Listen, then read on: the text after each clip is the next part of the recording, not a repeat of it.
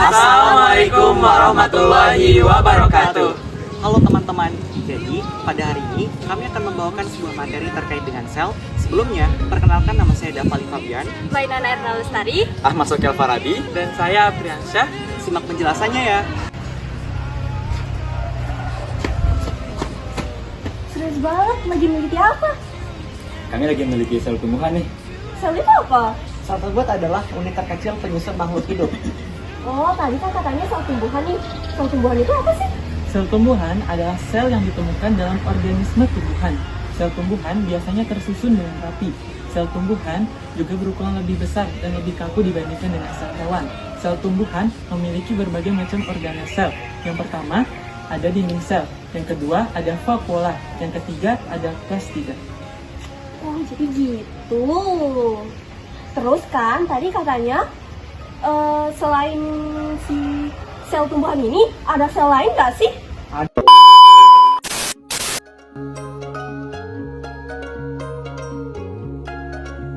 Selanjutnya, saya akan menjelaskan tentang apa itu sel hewan.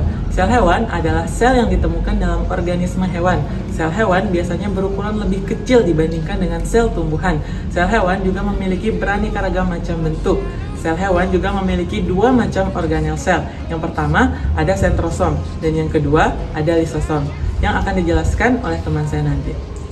Selanjutnya, ada jenis organel sel yang hanya terdapat pada sel hewan saja ataupun pada sel tumbuhan saja dan tidak terdapat pada sel lawannya. Yang pertama, kita bahas mengenai jenis organel sel yang hanya terdapat pada sel hewan saja dan tidak terdapat pada sel tumbuhan. Yang pertama itu ada namanya sentrosom, di mana sentrosom ini merupakan jenis organel sel yang hanya terdapat pada sel hewan saja. Apa sih fungsi dari si sentrosom ini?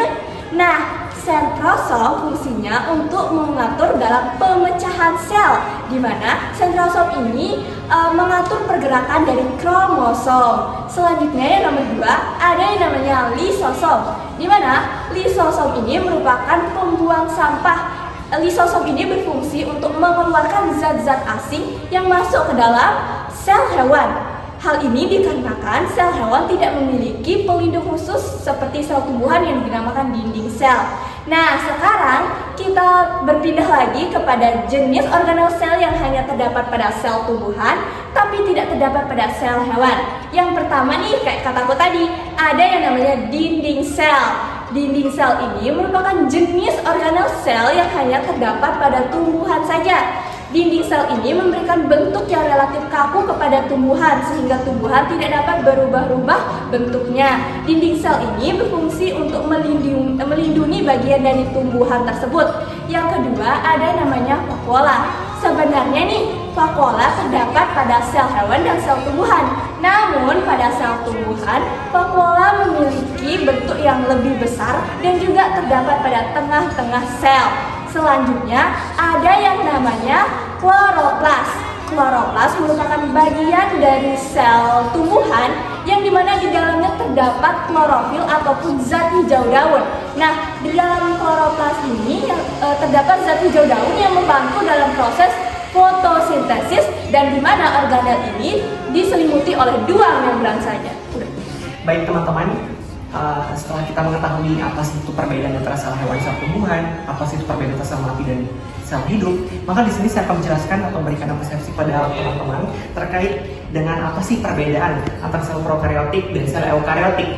Yang pertama, sebelum kita lanjut untuk membahas apa itu sel prokariotik dan sel eukariotik, maka terlebih dahulu saya akan mencoba untuk menggambarkan kepada teman-teman sel prokariotik dan sel eukariotik. Baik teman-teman, di sini saya sudah menggambarkan kepada teman-teman tentang sel prokariotik. Di sini terdapat beberapa bagian dari sel prokariotik. Yang pertama ini adalah bagian yang dinamakan sebagai flagellum atau disebut sebagai flagella. Di mana flagella ini merupakan bagian dari sel prokariotik yang digunakan untuk pergerakan di dalam sel prokariotik. Yang bagian yang kedua ada villi. Di sini tuh berisi semacam lendir-lendir yang dipergunakan atau disinilah tempat menempel DNA disebut sebagai villi teman-teman. Nah, selanjutnya di sini ada yang dinamakan sebagai nukleoid, di mana nukleoid ini terdapat materi-materi genetik seperti DNA, RNA dan lain sebagainya. Nah, selanjutnya di sini ada tiga bagian sebenarnya. Di sini itu ada yang dinamakan sebagai di sini dinamakan sebagai kapsul. Di sini kapsul. Terus sebagian setelah kapsul ini apa? Dinamakan dinding sel. Dinding sel. Dan bagian yang paling dalam dan sebelum inti sel atau nukleoid disebut sebagai membran sel. Dimana ini merupakan bagian-bagian yang ada dalam sel prokaryotik. Dimana kalau sel nukleoid seperti yang sudah saya jelaskan tadi ini merupakan sebuah bagian yang berfungsi untuk tempat menyimpan materi genetik seperti DNA dan RNA. Terus ada kapsul. Di sini kapsul ini merupakan bagian sel eukariotik yang berfungsi untuk menghindari atau berikan perlindungan terhadap inti sel nukleoid. Terus ada dinding sel memberikan perlindungan juga sama, namun dinding sel ini dia lebih memberi perlindungan terhadap fisik. Kalau membran sel ini dia berfungsi untuk membungkus atau sebagai pembatas antara inti sel dengan lingkungan sekitar. Nah, setelah kita pelajari terkait dengan sel prokaryotik, maka sekarang saya akan mencoba untuk memberikan penjelasan kepada teman-teman terkait dengan sel eukaryotik.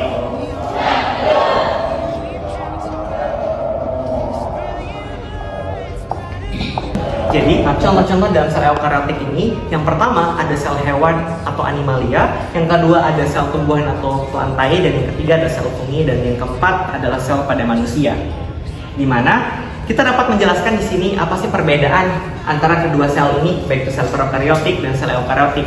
Jadi perbedaan yang pertama itu berdasarkan ukurannya, di mana sel prokaryotik memiliki ukuran yang lebih kecil daripada sel eukaryotik. Terbukti bahwasanya sel prokaryotik memiliki ukuran dari 1 sampai dengan 10 mikrometer, sedangkan sel eukaryotik memiliki ukuran 5 sampai dengan 10 mikrometer.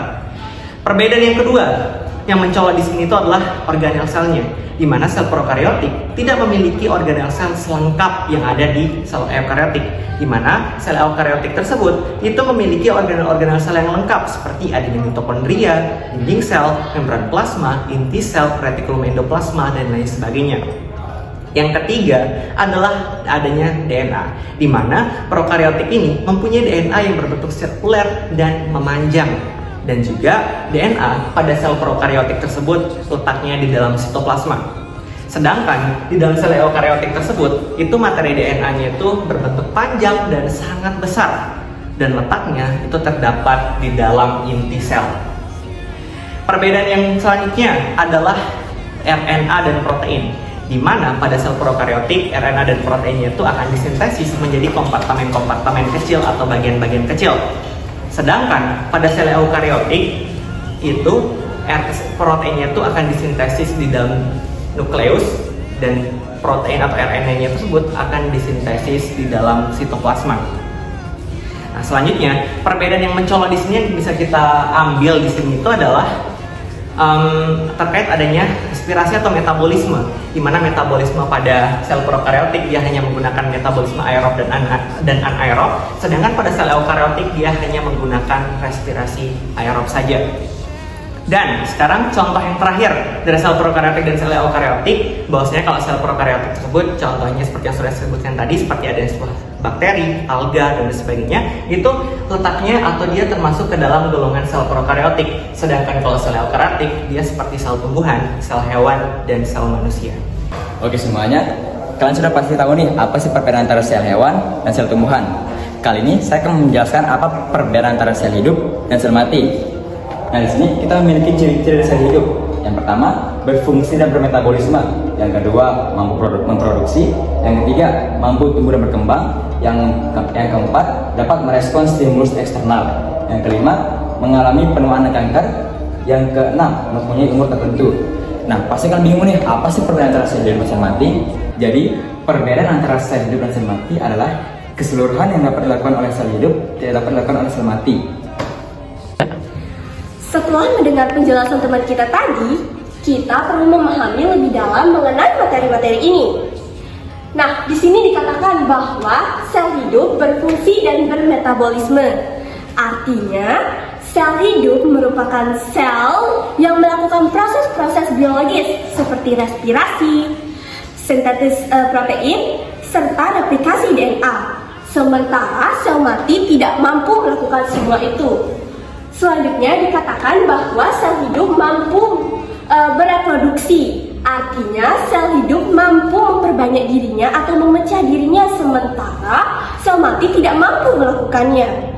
Selanjutnya dikatakan juga bahwa sel hidup mampu tumbuh dan berkembang. Artinya sel hidup itu merupakan jenis sel yang mampu terus tumbuh dan berkembang seiring dengan waktu. Namun sayangnya sel mati tidak mampu melakukan hal ini. Selanjutnya juga terdapat fakta yaitu dapat merespons stimulus eksternal. Artinya sel hidup mampu merespon terhadap stimulus yang terjadi di lingkungan sekitarnya, seperti misalnya stimulus atau respon terhadap cahaya, suhu, ataupun bahan-bahan kimia. Nah, lalu ada juga nih mengalami penuaan dan kanker. Karena sel hidup merupakan jenis sel yang dapat melakukan banyak banget hal, jadi tidak menutup kemungkinan bahwa sel hidup mampu mengalami yang namanya penuaan serta kanker. Apalagi kan salah satu ciri dari sel hidup tadi adalah mampu tumbuh dan berkembang. Dan yang terakhir dikatakan bahwa sel hidup mempunyai umur tertentu. Nah, beberapa jenis sel hidup itu mempunyai umur atau jangka waktu nih. Apa yang terjadi saat si umur dari sel hidup ini habis? Saat hal tersebut terjadi, sudah dapat dipastikan bahwa sel hidup tersebut akan berubah menjadi sel mati. Nah, jadi itu tuh penjelasan lebih lengkap mengenai ciri ataupun pembeda antara sel hidup dan juga sel mati. Kemudian Video Dari kami, semoga video ini memberikan pembelajaran sekaligus memberikan pemahaman kepada teman-teman sekalian. Terima kasih. Wabillahi taufiq wal hidayah. Wassalamualaikum warahmatullahi wabarakatuh. Dadah.